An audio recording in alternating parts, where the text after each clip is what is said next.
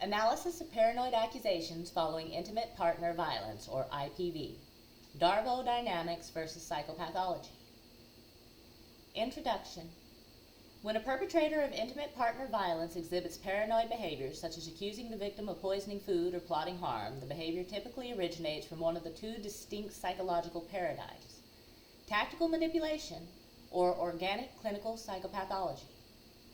In cases involving past physical abuse, these accusations frequently manifest not as a loss of reality, but as a sophisticated psychological defense mechanism known as Darvo: deny, attack, and reverse victim and offender. This analysis evaluates the structural differences between tactical manipulation and clinical paranoia, details the mechanisms of Darvo, and outlines strategies to counteract these behaviors when utilized as a manipulation tactic. Theoretical framework: Darvo versus clinical psychopathology. To determine the function of the accusations, behaviors must be analyzed through two primary clinical lenses: perceived threat or paranoid accusation. 1. Is the behavior highly selective? Yes, tactical manipulation, Darvo, and preemptive discrediting. No, clinical psychopathology, psychosis, substance use, or dementia. Tactical manipulation, the Darvo framework. Introduced by psychologist Dr. Jennifer Freud, Darvo is a predictable behavioral pattern observed among perpetrators of wrongdoing, particularly abusers. Deny. The perp denies that the abuse ever occurred or denies the severity of it. Attack. The perp attacks the credibility, motives, or psychological stability of the person reporting the abuse. Reversing victim and offender. The perp manipulates the narrative so that they emerge as the aggrieved party while the actual victim is framed as the malicious aggressor. In this context, accusing a partner of poisoning food is a severe form of attack and reversal. By framing the victim as an active threat to his life, the abuser creates a false equivalency or completely overshadows his past physical violence. Organic clinical psychopathology. Conversely, the behavior may stem from an involuntary cognitive deficit or psychiatric condition. Persecutory delusions. Fixed false beliefs that one is being harmed or plotted against, commonly seen in schizophrenia, schizoaffective disorders, or severe bipolar mania. Organic brain dysfunction. Neurodegenerative diseases, such as Lewy body dementia, frontotemporal dementia, or severe substance-induced psychosis, chronic stimulant abuse, that impair the brain's executive functionings and threat detection centers. 2. The comparative matrix, diagnostics differentiation. The distinguishing between calculated manipulation and a genuine mental break requires observing the scope, audience, and consistency of the perp's behavior. We're going to outline the behavioral metric, and then we're going to outline the tactical manipulation or Darvo response versus the clinical psychopathology or psychosis response. The first metric, audience selectivity. It is Darvo if the audience is highly selective. The paranoia is weaponized primarily against the victim or in front of strategic audiences, such as the court or family, to manage impressions. In clinical psychopathology or psychosis, it is pervasive. The paranoia extends to third parties, such as doctors, law enforcement, or utility companies or strangers. Social professional functioning. Maintained. The individual often functions well at work, maintains a positive public image, or appears rational to outsiders. Deteriorating. Under psychosis, the individual exhibits a generalized decline in hygiene, occupational performance, and basic daily tasks. Behavioral metric. Motive and utility. Darvo, functional. The accusations serve a clear purpose: neutralizing allegations of abuse, avoiding legal liability, or retaining control. Psychosis, non-functional. The behavior causes profound distress to the individual without any logical secondary gain or structural utility. Behavioral metric, responses to evidence. Darvo, shifting and adaptive. If the accusation is thoroughly disproven, the abuser quickly shifts to a new grievance or allegation. Fixed or unshakable.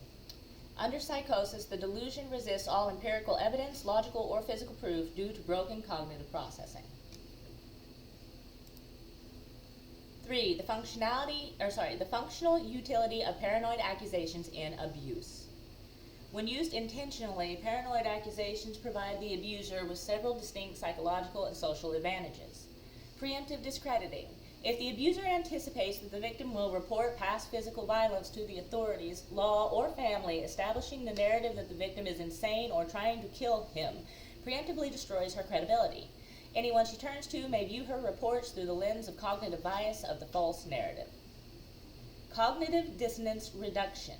Many abusers cannot tolerate the internal self-image of being an abuser. Constructing a reality where the victim is actively hostile or dangerous allows the abuser to rewrite history, viewing his past physical violence as necessary self-defense rather than the unprovoked aggression that it was. Gaslighting and reality distortion. By forcing the victim to constantly defend herself against absurd claims, proving she didn't poison food, for example, the focus of the relationship shifts entirely. The victim spends her energy defending her innocence rather than addressing the past physical abuse. 4. Counteracting strategies for Darvo and manipulation. When dealing with an abuser utilizing Darvo and false paranoid narratives, especially when they no longer live in the home, the focus may shift entirely from convincing them of the truth to preserving empirical reality and protecting your legal and social standing. Strategy 1. Establishing strict parallel parenting and no-contact protocols with the abuser. Action. Cease all informal, verbal, or unstructured communication. If communication is legally mandated due to the children, move entirely to monitored, court-admissible parenting applications. Rationale. This eliminates opportunities for verbal gaslighting, prevents the creation of ambiguous situations that he can misinterpret, and ensures a permanent, unalterable digital footprint of all interactions.